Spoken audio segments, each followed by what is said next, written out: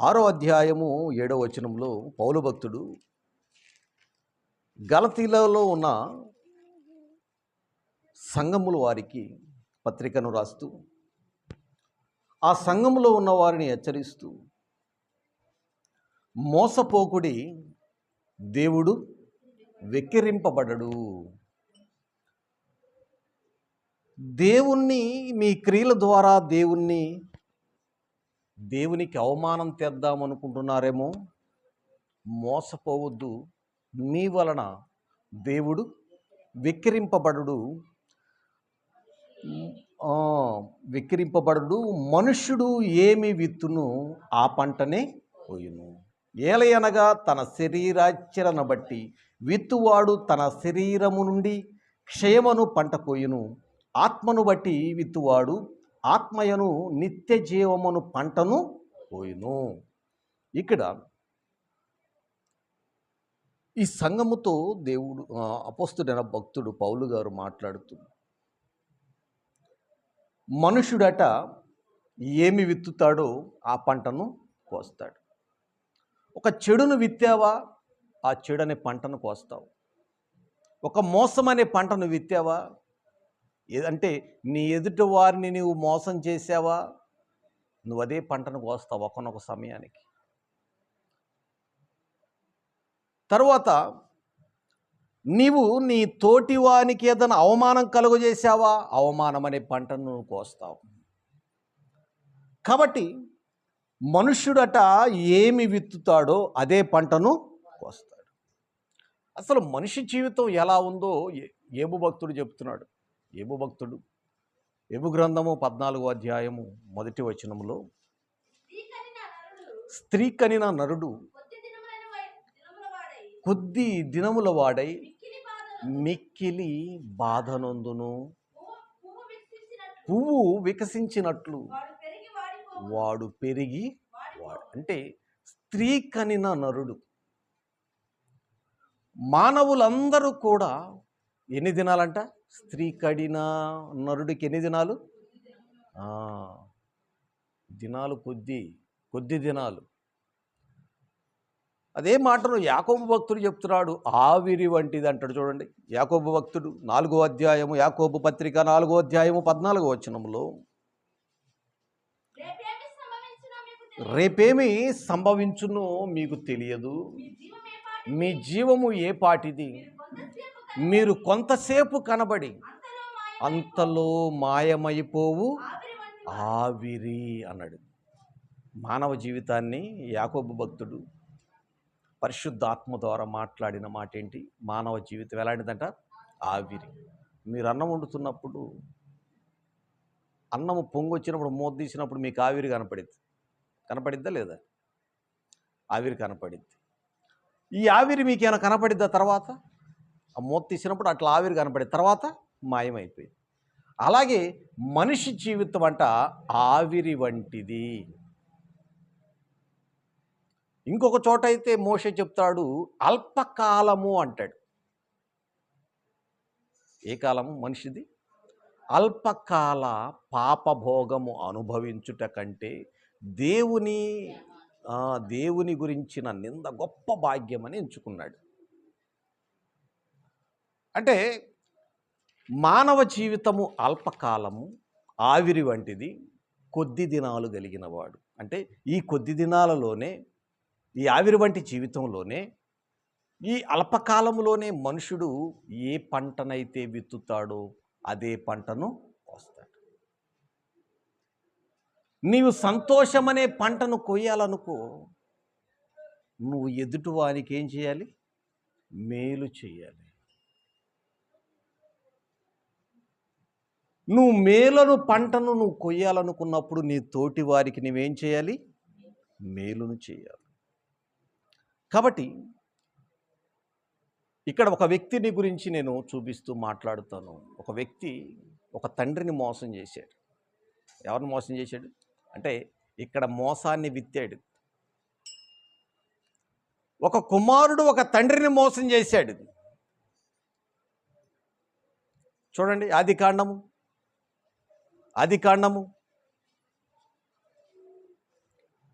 27వ అధ్యాయము మొదటి వచనం. ఇస్సాకు వృద్ధుడై అతని కనులకు మందదృష్టి కలిగినప్పుడు అతడు తన పెద్ద కుమారుడైన ఏశావుతో, నా కుమారుడా అని అతన్ని పిలువగా అతడు చిత్తము నాయనా అని అతనితో అనగా ఇస్సాకుతో అన్నాడు. అప్పుడు ఇస్సాకు, ఇదిగో నేను వృద్ధుడను, నా మరణ దినము నాకు తెలియదు, కాబట్టి నీవు దయచేసి నీ ఆయుధములైన నీ అంబుల పొదిని నీ విల్లును తీసుకొని పోయి అడవికి పోయి నా కొరకు వేటాడి మాంసమును తెమ్ము. నీవు చావక మునుపు నిన్ను నేను ఆశీర్వదించున్నట్లు నాకిష్టమైన రుచిగల భోజనములను సిద్ధపరిచి నేను తినుటకై నా యొద్దకు తెమ్మని చెప్పెను. ఇస్సాకు తన కుమారుడగు యోసేపుతో ఇట్లు చెప్పుచుండగా, ఎవరున్నారంట? ఎప్పుడైతే ఏశావుతో ఇస్సాకు చెబుతున్నాడో రెబ్కా వింది. రెబ్కా వినేంటుంది, ఏశావు వేటాడి మాంసము తెచ్చుటకు అడవికి వెళ్ళాడు. అప్పుడు రెబ్కా తన కుమారుడకు యాకోబును చూచి, ఇదిగో నీ తండ్రి నీ అన్నైన ఏశావుతో మృతి పొందక మునుపు నేను తిని యెహోవా సన్నిధిని నిన్ను ఆశీర్వదించున్నట్లు నా కోసము మాంసము తెచ్చి నాకు రుచిగల భోజన పదార్థములు సిద్ధపరచవలనని చెప్పగా విన్నాను నేను. అయితే నువ్వేం చేస్తావంటే నా మాట విను, నేను నీకు ఆజ్ఞాపించినట్లు చెయ్యి. నీవు మందకు వెళ్ళి 2 మంచి మేక పిల్లలను అక్కడి నుండి నా యొద్దకు తెమ్ము. వాటితో నీ తండ్రికి ఇష్టమైన రుచిగల భోజనములను అతనికి చేసేదను. నీ తండ్రి మృతి పొందక మునుపు అతడు వాటిని తిని నిన్ను ఆశీర్వదించున్నట్లు నీవు వాటిని నీ తండ్రి యొద్దకు తీసుకొని పో. ఇప్పుడు ఇక్కడ తల్లి యాకోబుతో చెప్తుంది, ఏశావు యాకోబు కవల పిల్లలు, వీరిరువురు కూడా అన్నదమ్ములు, కవల పిల్లలు. ఏశావుని ఇస్సాకు ఆశీర్వదిస్తాను, నువ్వు వెళ్ళి, అంటే మాంసం తినే ఆశీర్వదించాలా అని మీ ఆలోచన వస్తే, వృద్ధాప్యములో ఉన్నప్పుడు వారు పెద్దగా తినలేరు, కానీ వారికి రుచికరమైన పదార్థాలు తినాలని ఆశ ఉంటుంది. వారు తినే ఆ కొంత భోజనమైనా సరే రుచి కలిగింది తినాలని ఆశ కలిగి ఉంటుంది ఆ వయసులో. అలాగే ఇక్కడ ఇస్సాకు కూడా ఆశ కలిగింది. ఆశ కలిగినప్పుడు కుమారుడితో చెప్పాడు, అయ్యా నువ్వు వెళ్ళి నా కొరకు మంచి వేటను తీసుకుని వచ్చి నాకు సిద్ధపరచు, అది తిని నేను ఆశీర్వదిస్తాను నాయన అన్నప్పుడు ఈ మాటను రెబ్కా విని వెంటనే యాకోబుతో చెప్తూ, నువ్వు అందులోకి వెళ్ళి ఏం చేయాలి, 2 మంచి మేక పిల్లలను తీసుకుని వచ్చేసి నువ్వు నాకు ఇస్తే నేను వంట సిద్ధపరుస్తా. యాకోబు అంటాడు, అమ్మా నా గొంతు నాన్న గుర్తుపట్టాడేమో, నా గొంతు నాన్న గుర్తుపడతాడు, అన్న గొంతు వేరు నా గొంతు వేరు కదా, నా గొంతు వేరు అన్న గొంతు వేరు కదా. లేదులేరా, నేను చెప్పినట్టు నువ్వు చెయ్యి. మరి నన్ను తనివి చూస్తే నేనేమో నునుపుగా ఉన్నవాడిని, నా అన్నేమో రోమములు కలిగిన వాడు కదా. అలాగైతే నువ్వేం చేస్తావంటే ఆ మేక చర్మాన్ని నీకు కడతాను, నీ తండ్రి నిన్ను ఎక్కడైతే తాగుతాడో అక్కడ ఆ చర్మాన్ని నేను, ఎందుకంటే ఆ మేకకు వెంట్రుకలు ఉంటాయి కదా, ఆ వెంట్రుకలు తాకినప్పుడు నిన్ను ఏశావు అనుకుంటాడు. ఇప్పుడు ఆ భోజనాన్ని సిద్ధపరిచింది తల్లి రెబ్కా. ఆ భోజనం తీసుకొని వచ్చాడు. భోజనం తీసుకొని వచ్చి అక్కడ చూడండి 13వ, అయినను అతని తల్లి, నా కుమారుడా ఆ శాపము నా మీదకి, ఇక్కడ చెప్తున్నాడు, అమ్మా నాకేమైనా శాపం వచ్చిద్దేమో, నేను ఇట మోసం చేస్తే నాకేమన్నా శాపం వచ్చిందంటే తల్లి అంటది, ఆ శాపము నా మీదకి వచ్చునుగాక, నీవు నా మాట మాత్రం వినిపోయి వాటిని నా యొద్దకు తీసుకురమ్మని చెప్పగా అతడు వెళ్ళి వాటిని తల్లి యొద్దకు తీసుకొని వచ్చాడు.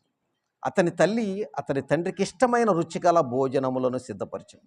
మరియు తన జ్యేష్ఠ కుమారుడగు ఏశావు సొగసైన వస్త్రములు ఇంట తన యొద్ద ఉండెను గనుక రెబ్కా వాటిని తీసి తన చిన్న కుమారుడగు యాకోబుకు తొడిగించి ఆ మేక పిల్లల చర్మముతో అతని చేతులను అతని మెడ మీద నునుపు భాగములను కప్పెను.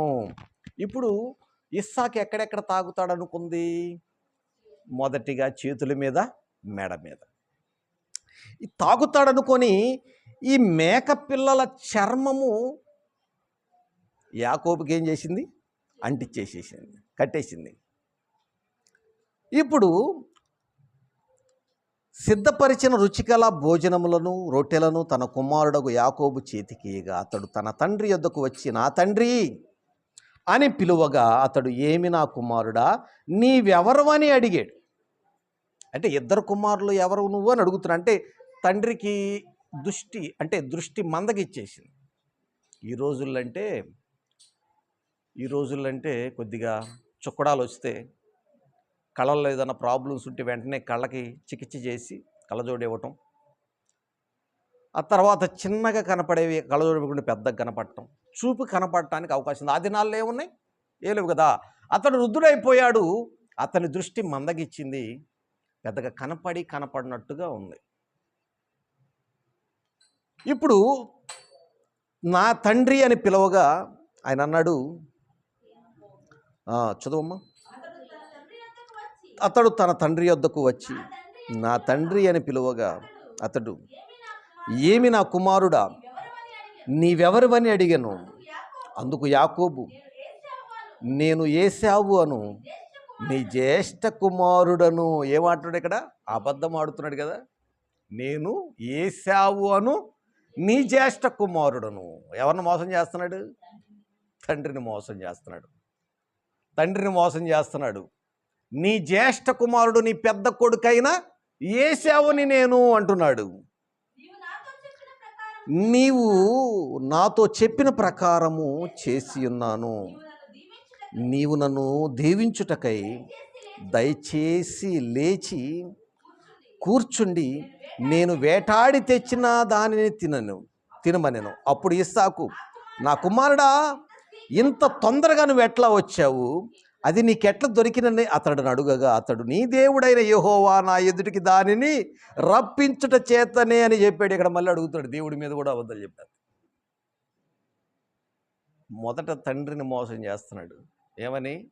నేను నీ పెద్ద కొడుకైన ఏశావుని నాయన అని చెప్తున్నాడు. మరి నీవు ఇప్పుడే కదా వెళ్ళావు, నీకు ఇంతలోనే ఎలా దొరికింది నాయన? ఇంత తొందరగా ఎలా నీకు వేట దొరికింది అంటే, నీ దేవుడైన యెహోవా నా యొద్దకే నడిపించాడు ఆ వేటను. దేవుడి మీద కూడా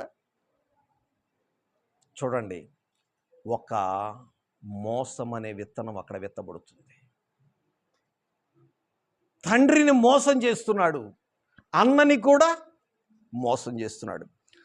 అంటే నీ దేవుడైన యెహోవా నా ఎదుటికి దానిని రప్పించుట చేతనే అని చెప్పాను. అప్పుడు ఇస్సాకు, నా కుమారుడా, నీవు ఏశావును నా కుమారుడువో కావో నేను నిన్ను తడిమి చూచెదను, నా దగ్గరికి రమ్మని చెప్పాను. యాకోబు తన తండ్రి అయిన ఇస్సాకు దగ్గరికి వచ్చినప్పుడు అతడు అతని తడివి చూచి, స్వరము యాకోబు గాని చేతులు ఏశావు చేతులే అనెను. ఈ గొంతు చూస్తుంటేనేమో ఎలాగుందట? యాకోబు గొంతులాగుంది. ఎందుకైనా మంచిది, యాకోబుకి ఏశావుకి ఏముంటాయి? రోమాలు ఉంటాయి. తడివి చూద్దాం ఏశావా కాదని. తడివి చూసినప్పుడు ముందుగానే తల్లి ఏం చేసింది?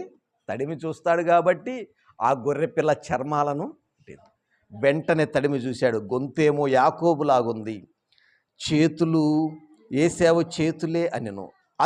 అతని చేతులు అతని అన్నయ్య అయిన చేతుల వలె రోమములు గలవైనందున అతడు అతని గుర్తును పట్టలేకపోయాడు. తండ్రిని మోసం చేశాడు. చూడండి, అంటే గుర్తు పట్టలేనంతగా మోసం చేశాడు.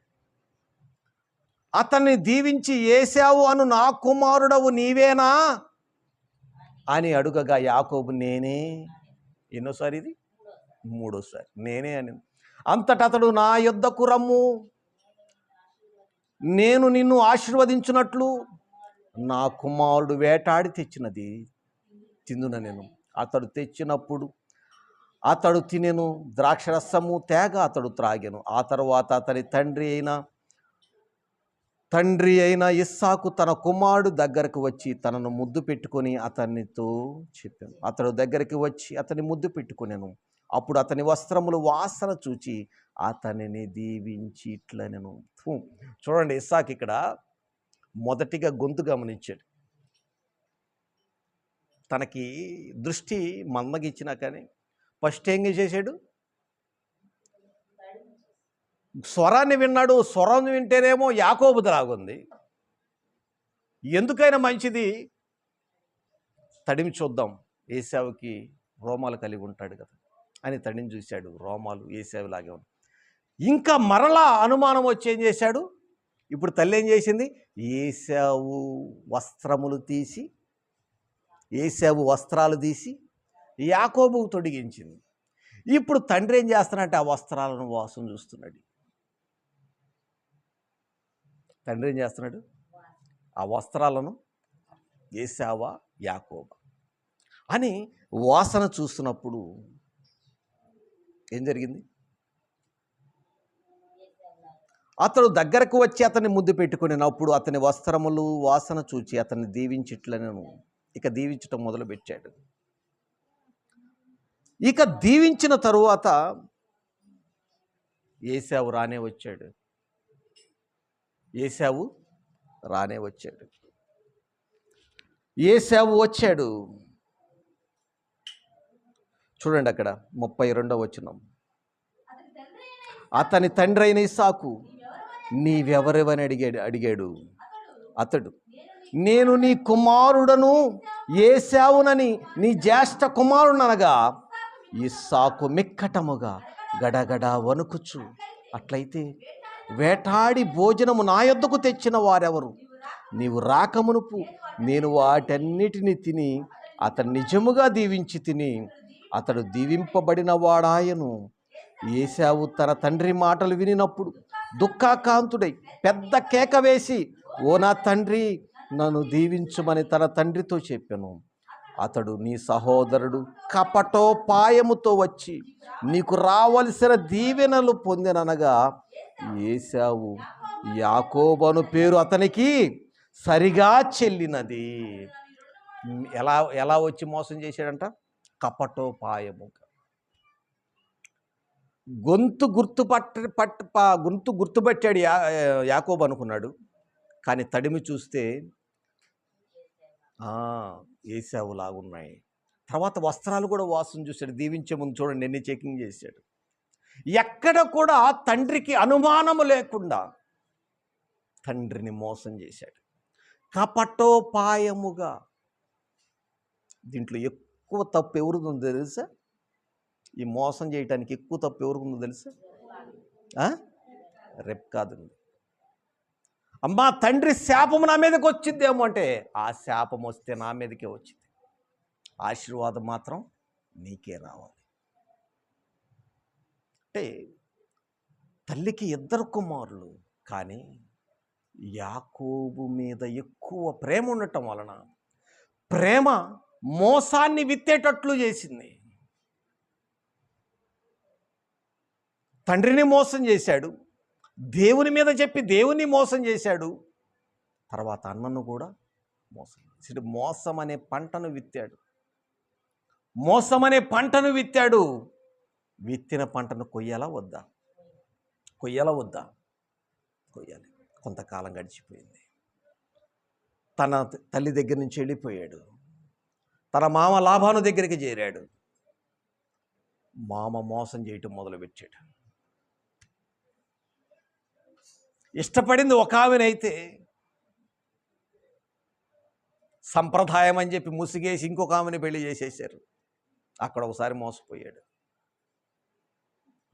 ఇక అన్నిటికంటే మోసము ఎక్కువగా ఎక్కడ జరిగిందంటే, ఎలాగైతే యాకోబు తన తండ్రిని మోసం చేశాడో అలాగే యాకోబు కుమారులు కూడా యాకోబుని మోసం చేశారు.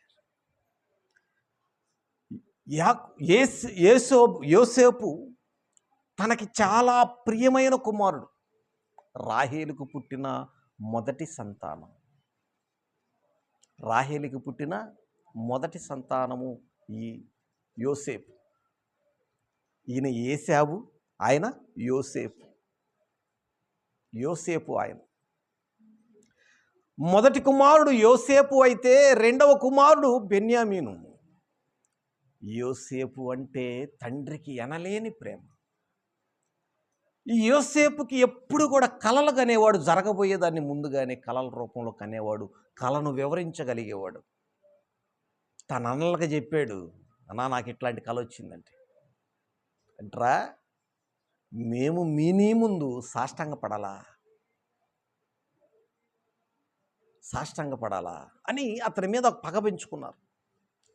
పెంచుకొని ఒకానొక సమయంలో ఈ ఈ యాకోబు కుమారులు చేస్తున్న చెడు కార్యాలన్నీ కూడా తండ్రికి చెప్తూ ఉన్నాడు. యోసేపు మీద అన్నలు పగబట్టారు. పగబట్టి యోసేపును ఎలాగన్నా చంపాలని చూశారు. తన తండ్రి యోసేపుకి మీద ప్రేమతో రంగురంగుల అంగీని కుట్టించాడు. ఎలాంటి అంగీని కుట్టించాడు? రంగురంగుల అంగీని కుట్టించాడు. అంగీ వేసుకొని అన్నల దగ్గరికి వెళ్ళాడు. అడుగోరా కలలుగానే ఎవడొస్తున్నాడు, వీడికి మనము దాసులం అవుతామంట అని చెప్పేసి యోసేపును చంపాలనుకొని ఒక గోతిలో పడేశారు. వీరిలో ఒకడికి ప్రేమ కలిగింది. మన తమ్ముడిని మనం చంపొద్దు, మన తమ్ముడిని మనం చంపకూడదు. కాబట్టి తండ్రికి చెబుదాం, వీడు చచ్చిపోయాడు. ఎలా చెప్పాలి తండ్రికి? వీడినేమో అమ్మేద్దాం, బానిసలుగా కొనుక్కెళ్తానికి అమ్మేద్దాం వీడిని ఆ గోతిలో నుంచి. అంటే ఇక్కడ రూబేనికి తన సహోదరుడి మీద ప్రేమ ఉంది కాబట్టి గోతిలోనే ఉంటే చనిపోతాడేమోనని ఈ మిగతా వారికి సలహా చెప్తున్నాడు, తమ్ముడిని మనం అమ్మేద్దాం. తండ్రికేమో వీడు చచ్చిపోయాడని చెప్దాం అని చెప్పేసి ఈ గోతిలోంచి యోసేపును బయటికి తీసి మిద్యానీయులకి అమ్మేస్తారు. అమ్మేసిన తర్వాత తండ్రికి ఏం చెప్పాలి? ఈ రంగుల అంగీని మనం ఏం చేద్దామంటే ఒక జంతువును చంపేసి దాని రక్తంలో ఈ అంగీని పొర్లించి తండ్రికి దగ్గరికి తీసుకువెళ్దాం. నా తండ్రి ఇదిగో యోసేపుని అడవి మృగములు, దుష్ట మృగములు తినేసి నేను చెప్పినప్పుడు తండ్రి అంట దుఃఖాక్రాంతుడై అంగలార్చాడంట, బహుదినములు అంగలార్చాడంట. ఇక్కడ తండ్రి ఇస్సాకు అంగలార్చాడా లేదా? ఏడ్చాడా లేదా?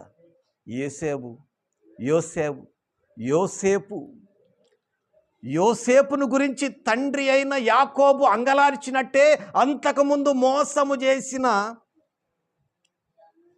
ఇస్సాకు ఏడ్చాడు. నా కడుపును పుట్టిన కొడుకు నన్ను మోసం చేశాడు, నా తోడబుట్టిన వాడే నన్ను మోసం చేశాడని ఏశావు ఏడ్చాడు. తర్వాత తన తండ్రి కూడా దుఃఖపడ్డాడు. అదే దుఃఖాన్ని, అదే మోసాన్ని ఆ రోజున విత్తితే అదే పంటను తన కుమారుల రూపంలో ఆయన ఆ పంటను కోసాడు. బహుదినములు దుఃఖిస్తూ ఏడుస్తూ ఉన్నాడంట. తండ్రిని వీళ్ళు ఏం చేశారు? తండ్రిని వీళ్ళు మోసం చేశారు. ఇక నేను మృతుల్లోకానికి వెళతాను, నా కొడుకు దగ్గరికి వెళ్ళిపోతానని ఏడుస్తున్నాడు యాకోబు. ఎప్పుడు ఇచ్చావు నాయన పంట? ఎప్పుడు ఇచ్చే విత్తనాన్ని నువ్వు? మోసమనే విత్తనాన్ని నువ్వు ఎప్పుడు ఇచ్చావు? ఎప్పుడు కోస్తావు? పంటను విత్తిన ఎన్ని నెలల తర్వాత పంటను కోస్తావు? విత్తనం విత్తిన ఎన్ని నెలల తర్వాత పంటను కోస్తావు? నీవు చేసినది నీకు పంట చేతికి రావాలి అంటే నీవు ఏమి విత్తుతావో అదే నీవు కోస్తావు. ఇక్కడ యాకోబు తన తండ్రిని మోసం చేశాడు, తన అన్నని మోసం చేశాడు, మోసం చేసిన ఆయనకి ఇక మోసపోవటం మొదలుపెట్టాడు. లాబాను దగ్గర నుండి ఇక మోసపోతూనే ఉన్నాడు. ఏమి విత్తావో అదే పంటను కోస్తున్నావు. ఇత్తింది తక్కువ, కోసేది ఎక్కువ. విత్తింది కొద్దిగే, కోసేది మాత్రం ఎక్కువ. అందుకే చెబుతున్నాడు గలతీలకు రాసిన పత్రిక, మోసపోకుడి, దేవుడు వెక్కిరింపబడడు. మనుష్యుడు ఏమి విత్తునో ఆ పంటనే కోయును. ఎలయనగా తన శరీరేచ్ఛలమును బట్టి విత్తువాడు తన శరీరము నుండి క్షయమను, అంటే శరీరముతో ఏదైతే విత్తుతున్నావో ఆ పంటను, శరీరముతో చేసే క్రియలు. ఒకడు సిగరెట్ తాగుతాడు, రింగులు వదులుతాడు. నేను చూడట రింగులు వదులుతున్నా అంటాడు. వాడు వదిలిన తర్వాత వాడు ఏమి విత్తుతున్నాడు? శరీరాన్ని బట్టి ఏమి విత్తుతున్నాడు? కీడుని విత్తుకుంటున్నాడు. వెంటనే కోస్తాడా పంటని? లోపలికి వెళ్ళాలి, ఆ పసరతో లోపల ఊపిరితిత్తులన్నీ పేరుకుపోవాలి. విత్తిన తర్వాత కోస్తాడు పంట. ఒక్కొక్కడు మందు తాగుతూ ఉంటాడు. తాగటమే కాకుండా అవతల వాడి చెబుతారు, రే నేను 10 సంవత్సరాలు తాగుతాను, ఏం కాలేదు తాగురా. తాగిన వెంటనే విత్తిన వెంటనే కోస్తాడా పంటని? తాగుతూ ఉంటాడు. కొన్నాళ్లకు లివర్ చెడిపోయింది, అవయవాలు పాడైపోతాయి. అప్పుడు అనారోగ్యం అనే పంటను కోస్తాడు. అంటే దేహములో, శరీరములో చెడును విత్తుతున్నప్పుడు నీకు ఎక్కడి నుంచి వచ్చింది ఆరోగ్యం? ఆరోగ్యం అనే పంటను కోస్తావా నువ్వు? అనారోగ్యాన్ని విత్తుతున్నావు. ఏ పంటను కొయ్యాలి నువ్వు? తర్వాత ఏ పంటను కొయ్యాలి? అనారోగ్యం అనే పంటను విత్తుతున్నావు కదా, చెడు అనే పంటను నీ శరీరంలో విత్తుతున్నావు కదా. తర్వాత నువ్వేమనే పంట, ఏ పంట కోస్తావు? అనారోగ్యం అనే పంటను కోస్తావు. ఇక ఎవరు ఎంత ప్రార్థన చేసిన అవయవాలు బాగుపడే అవకాశాలు ఉంటాయా? అవయవాలు బాగుపడే అవకాశాలు ఎప్పుడు కూడా ఉండవు. అంటే అదే మాటను చెప్తున్నాడు. చూద్దాం. ఏలయనగా తన శరీరేచ్ఛలను బట్టి విత్తువాడు తన శరీరము నుండి క్షయమను పంటను, క్షయమనే పంట కోస్తాడు. నీ శరీరముతో ఏమిత్తావో అదే పంటను కోస్తావు. ఆత్మతో నువ్వేమైతే విత్తుతున్నావో, ఆత్మతో విత్తావా, నిత్య జీవం అనే పంట కోస్తావు. ఆత్మ సంబంధమైన పనులు చేసి, ఆత్మ సంబంధంగా నీవు జీవించి, ఆత్మానుసారంగా నీవు లోకములో జీవించావనుకో, ఏ పంట కోస్తావు నువ్వు? నిత్య జీవం అనే పంటను కోస్తావు. నిత్య జీవం అనే పంటను కోస్తావు. కానీ నీవు దేవుణ్ణి మోసం చేస్తున్నావు అనుకుంటావు, కానీ నీవే మోసపోతూ ఉన్నావు. ఆ సంగతి నీకు తెలియదు. యాకోబు ఏమనుకున్నాడు? ఆహా, నా అంత గొప్పడు లేడు, మా నాన్న మోసం చేశాను, మా నాన్న నమ్మిన దేవుణ్ణి మోసం చేశాను.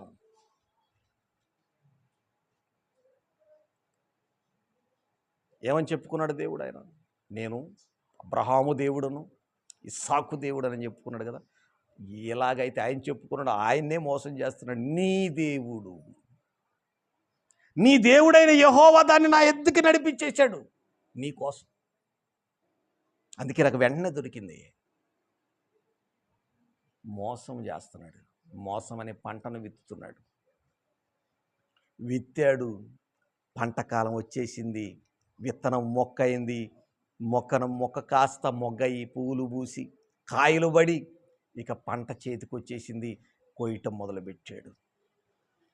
అక్కడ మోసాన్ని విత్తాడు, మోసపోతూనే ఉన్నాడు.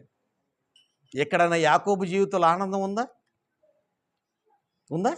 నీకు ఇక్కడ ఆనందం కనపడిందా యాకోబు జీవితంలో? మీరు ఒకసారి ఫరో యొద్దకు వెళ్ళినప్పుడు, అయ్యా నీ వయసు ఎంత అన్నప్పుడు, ఏం వయసులేండి, మా పితరులు బతికినంత కాలం నేను బతకలేదు, నా పితరులు బతికినంతగా నేను బతకేం లేదులేయా అంటే ఆయన పితరులు ఎవరు? అబ్రహాము, ఇస్సాకు. అంటే ఆ బతుకు నేనేం బతకలేదు. అంటే ఆ జీవితంలో అతనికి ఏ సంతోషం కూడా లేదు. తన జీవితంలో సంతోషం లేదు. కారణం ఏంటంటే మోసం అనే విత్తనం విత్తాడు. దేవుణ్ణి మోసం చేద్దాం అనుకుని దేవుడు మోసపోతాడేమో అనుకున్నాడు. ఎవరు మోసపోయారు? అందుకే చెప్తున్నాడు, మోసపోకుడి, దేవుడు వెక్కిరింపబడడు. మోసపోకుడి, దేవుడు వెక్కిరింపబడడు. మనుష్యుడా, నువ్వు ఏమి విత్తుతావో ఆ పంటనే నీవు కోస్తావు. అయితే సమయం పట్టింది కొద్దిగా. నీవు విత్తిన వెంటనే పంట కోసేస్తావా? కోసేస్తావా? సమయం పట్టింది పంట కోయటానికి. 10 సంవత్సరాలు పట్టవచ్చు, 20 సంవత్సరాలు పట్టవచ్చు.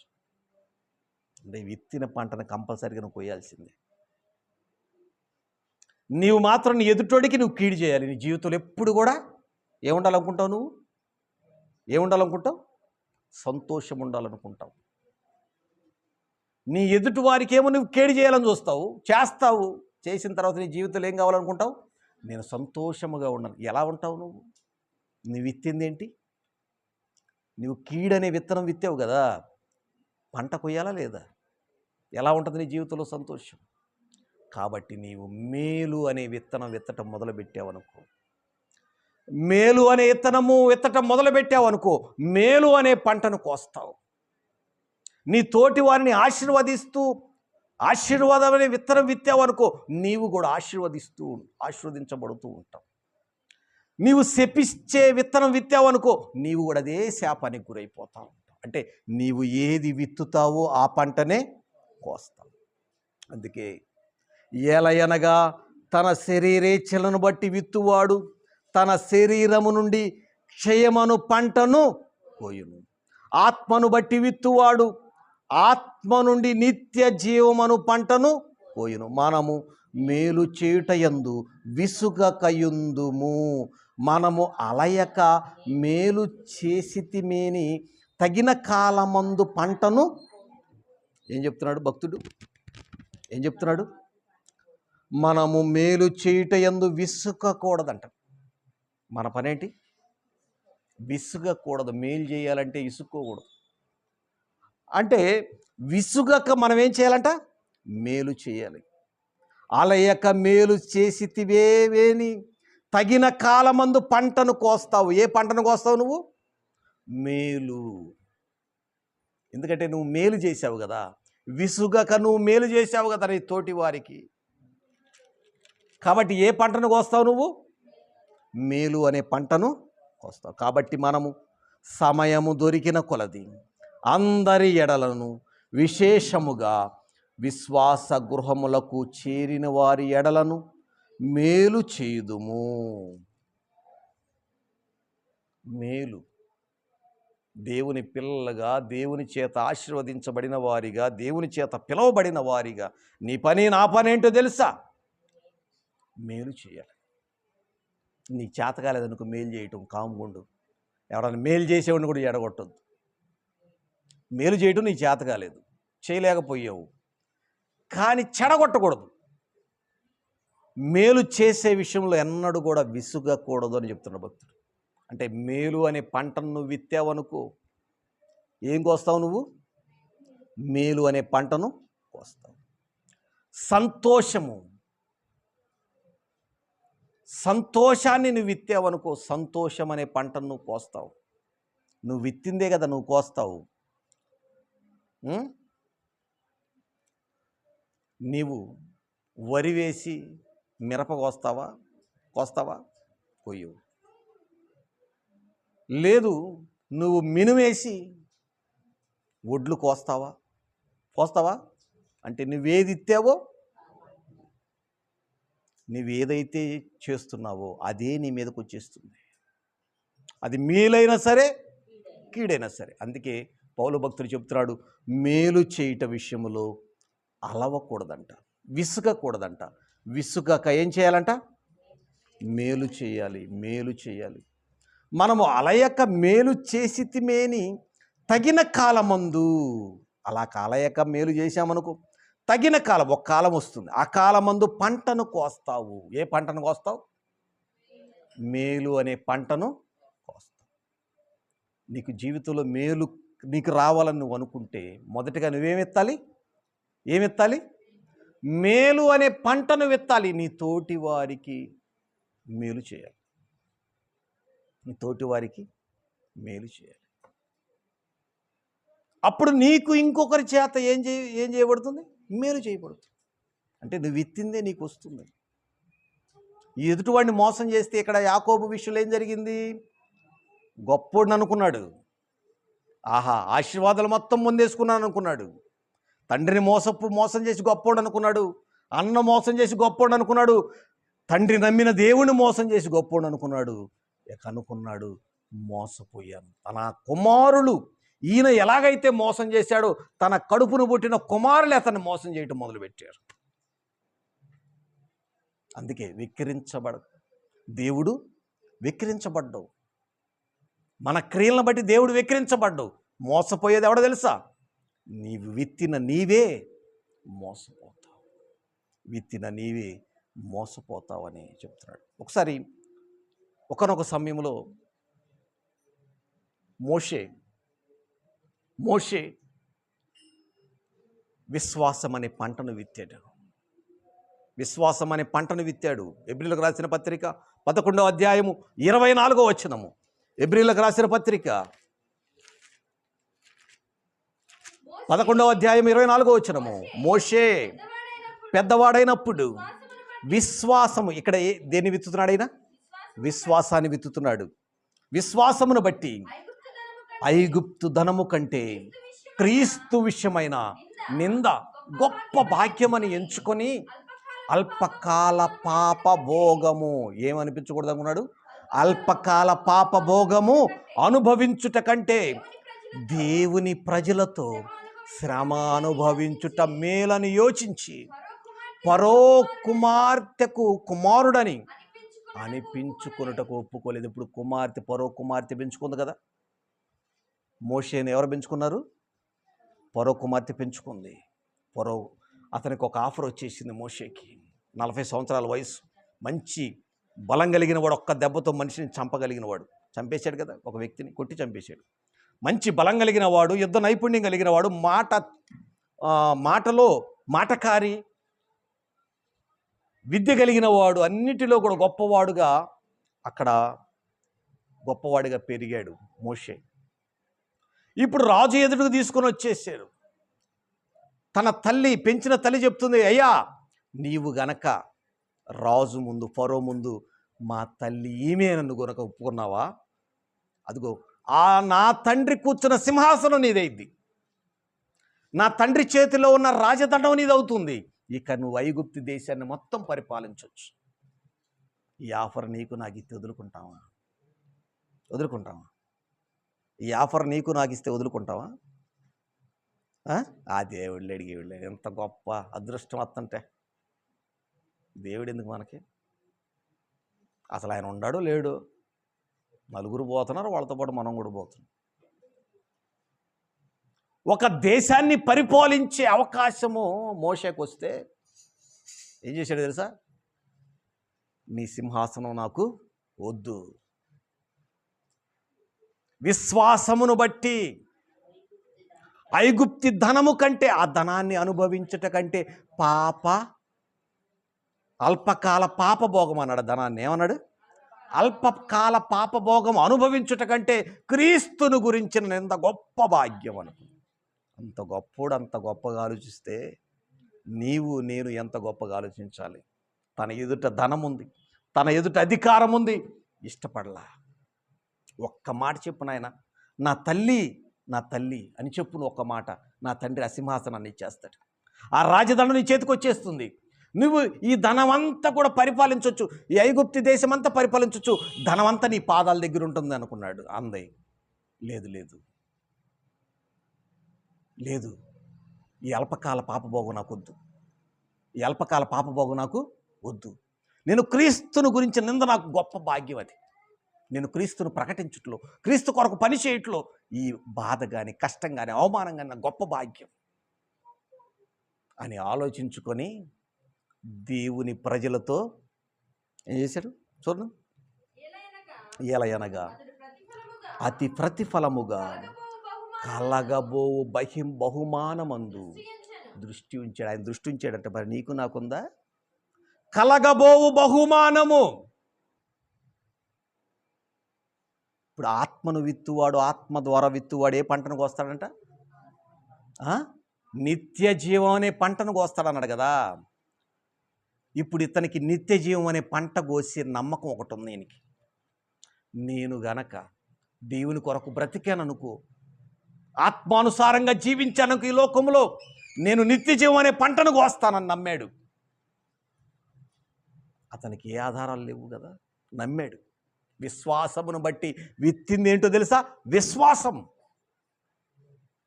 నిత్య జీవం పొందటానికి విశ్వాసం అనే విత్తనం విత్తాడు. నిత్య జీవం అనే పంటను కోసాడా లేదా? నిత్య జీవం పొందాడా లేదని చెప్పడానికి ఆయన చనిపోయిన తరువాత కూడా క్రీస్తు వారు దగ్గరికి, ఆ యొక్క రూపాంతరం కొండ దగ్గరికి మోషే, ఏలియాలు వచ్చారు. వచ్చినప్పుడు శిష్యులు చూశారు కదా, మోషే, ఏలియా. అయ్యా మీ ముగ్గురికి మేమేం కడతాం? పర్ణశాల కడతాం. అంటే మోషేను చూడగలిగారంటే అర్థం ఏంటి? నిత్య జీవాన్ని పొందుకున్నాడు. దేన్ని బట్టి? విశ్వాసమును బట్టి. కలగబోవు, చదవమా, కలగబోవు బహుమానము యందు దృష్టి ఉంచాడట. మరి నీకు నాకుందా దృష్టి? ఉందా దృష్టి? కలగబోవు బహుమానం పొందుతామనే ఒక దృష్టి మనకుందా? ఉంటే నీవు నీ ఎదుటి వానికి మేలు అనే విత్తనాన్ని విత్తుతావు, మేలు అనే పంటను కోస్తావు. అదేవిధంగా ఆత్మ సంబంధమైన క్రియల ద్వారా ఆత్మను పంటను విత్తి ఏం కోస్తావు? నిత్య జీవం అనే పంటను నీవు కోస్తావు. కాబట్టి అలాగ నీవు జీవిస్తే, ఇదిగో మోషేకున్న విశ్వాసం. లేదు నేను ఎదుటివాడిని, నా తోటివాడిని మోసం చేస్తాను, ఆ మోసం చేస్తూ ఆనందపడతానంటావా? అదే మోసం నీ మెడ మీదకి వచ్చేస్తుంది. నీ ఎదుటివాడిని నువ్వు మోసం చేస్తావు, నీ తండ్రిని నువ్వు మోసం చేసావు అనుకో, నీ కడుపును పుట్టి నీ పిల్లల్ని నువ్వు మోసం చేస్తారు. నీ ఎదుటివాడిని నువ్వు మోసం చేసావు అనుకో, ఏదో ఒక రోజు ఇంకొకటి నిన్ను మోసం. అంతేగా మనం ఒక సామెత చెబుతూ ఉంటాం, తాడిందన్నేవాడు ఉంటే ఏం చెబుతావు? తాడిందన్నేవాడు ఉంటే తలందన్నేవాడు ఉంటాడు. సామెత నిజమే, సామెత అది. తాడిందన్నేవాడు ఉంటే తలందన్నేవాడు ఉంటాడు. నువ్వు అనుకుంటావు నేనే గొప్పని తాడిందన్నేసారని, నీ తలందన్నేవాడు ఉంటాడు ఇంకొకడు. నీవు ఏదైతే విత్తుతావో అదే పంటను నువ్వు కోస్తావు. ఇదిగో మోషే విశ్వాసం అనే పంటను విత్తాడు కదా. ఏ పంటను కోసాడు? ఆయన శరీరకముగా బ్రతికున్నప్పుడు, శరీరమును బట్టి బ్రతికున్నప్పుడు, శరీర క్రియల ద్వారా ఆత్మ అనే పంటను విత్తాడు, నిత్య జీవం అనే పంటను కోసాడు. ఒక అందరికి పొందబోవు బహుమానం ఏం కలిగి ఉన్నాడు ఆయన? దృష్టి. అందుకే కదా క్రీస్తు ఎప్పుడు వచ్చాడు? కొత్త నిబంధన కాలంలో కదా క్రీస్తు వచ్చింది. ఈయన ఎప్పటివాడు? మోషే ఎప్పటివాడు? అప్పటికి ధర్మశాస్త్రం రాలేదు కదా. ఆయన మాట్లాడే సమయానికి ఆయన క్రీస్తుని గురించి ఎలా తెలుసు? క్రీస్తు వస్తాడని, క్రీస్తుని గురించి నిందను అనుభవించిన గొప్ప భాగ్యమని, కొత్త నిబంధన కాలములో క్రీస్తుతో మాట్లాడే ఆధిక్యతను పొందుకోగలిగాడు మోషే ఆత్మదేహముతో. మరి నీకు నాకు ఆ విశ్వాసం ఉందా?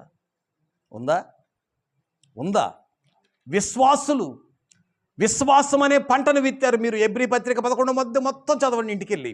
విశ్వాసులు విత్తారు విశ్వాసం అనే పంటను, నిత్య జీవం అనే పంటను వాళ్ళు కోసారు. నేను గనక విశ్వాసం అనే పంటను విత్తితే నిత్య జీవం అనే పంటను కోస్తాం. అంటే మోషే పొందబో బహుమానం ఏముంచాడు? దృష్టి. కాబట్టి మనుష్యుడు అల్పకాలమైన ఈ జీవితాన్ని బట్టి కానీ, ఆవిరి వంటి జీవితాన్ని కొరకు కానీ, ఈ అల్పకాల పాప భోగాల గురించి తన శరీరమందు ఎన్నడూ కూడా పాపాన్ని ఏలనివ్వకూడదు. ప్రార్థన చేసుకుందాం. మీలో ఒక 5 ప్రార్థన చేయండి, ఒకరి తర్వాత ఒకరు.